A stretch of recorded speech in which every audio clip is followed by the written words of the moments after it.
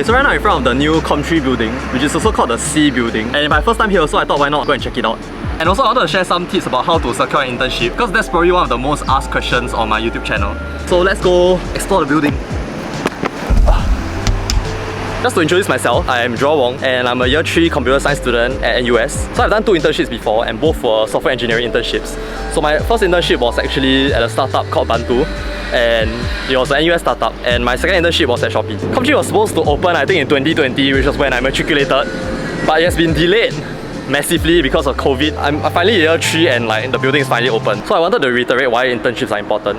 Your school modules only teach you up to a certain level. Internships are important because they are a way to prove that you have industry applicable skills, and future employers are also likely to consider students with internship experience for their full-time roles. So there's this nice little walkway that leads up from the underground area, which is, other than the fact there's a lot of mosquitoes, it's quite a nice place to chill. On the concept art there looked like there was a stream of water, but apparently the stream only exists when it rains. Right now it's like mostly rocks lah, but it's still a very nice place. This is the back side of the building. So the first tip is to prepare a resume. On average, I read this somewhere before, that recruiters only look at your resume for 6 to 7 seconds. So you really need to keep it short. Only put the essential information and keep it to 1 page. Why this? They actually use CFG's template. So CFG is the NUS Center for Future Ready Graduates, and they actually provide a template for a resume on their website, which I used in all my applications. And they have a useful article called How to Create an Impressive Resume, which I'll link in the description down below. And you can actually get a consultation with a career advisor for tips on how to improve your resume. Okay, so after 2 years of eating at the deck, right, we finally have our own canteen, and it's actually very nice.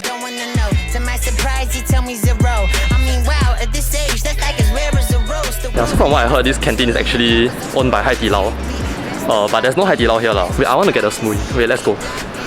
There's some like League of Legends match going on right now. Yeah, I buy for you what you want. Steady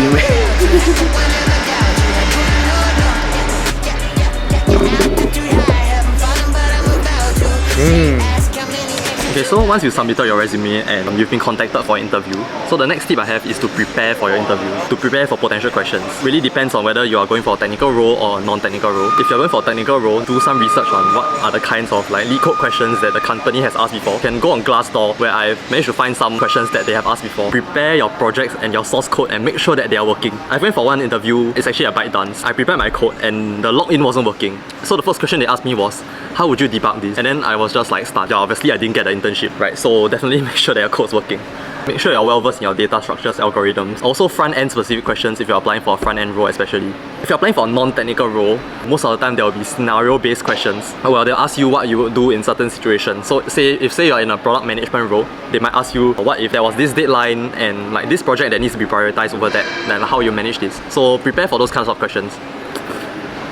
The third important tip I have is during the interview to always signpost your point. A lot of people when they are interviewing, they tend to go on rants, and I think it's helpful to mention at the start how many points you have. So for example, like one way I like to do it is by saying, I believe there are 2 main skills that are important for this role. Firstly and secondly. So that limits my answer to that length, and also it makes it very clear that I know what I'm talking about. Also, you should always prepare at least 2 questions to ask the interviewer at the end, because they will definitely have time for you to ask questions, and the quality of the questions you ask does matter.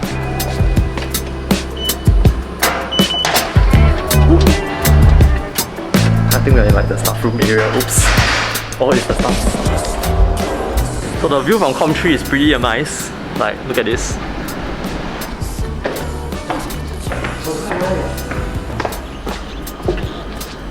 Okay, but there's no view though. Why they block?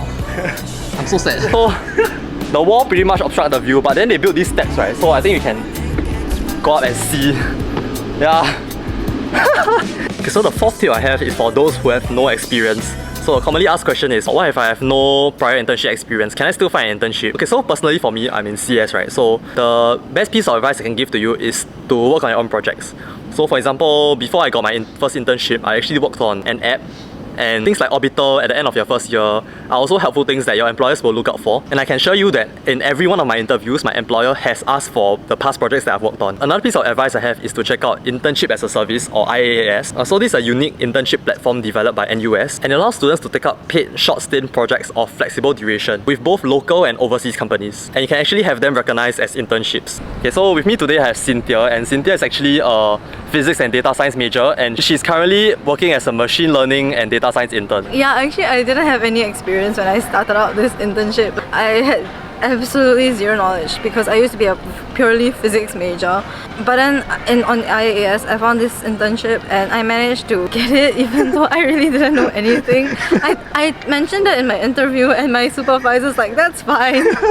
So far I've been researching on how satellite imagery has been used on predicting property prices for housing valuation. My next milestone would actually be helping to develop a machine learning model. Sorry for dragging you all the way here to interview you. Thanks, Cynthia. Thank you.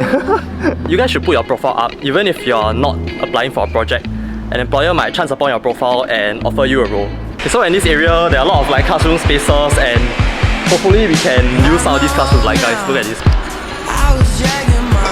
Okay, so one final tip I have is to start sourcing early, which means like now. Don't make the mistake of applying too late, because some companies actually close their hiring period at the end of September, especially bigger companies. Some of the platforms you can find these opportunities are Talent Connect, IAS, LinkedIn, and Google. Okay, so that's it for this short tour of Com3 and some quick internship tips I have. So actually they're building Com4 next door. Computing went from this like small faculty to now we have like quite 4 buildings, which is quite insane. If you have any more questions about internships, or if you want me to do a video with advice more specifically for like software engineering, you can let me know in the comments.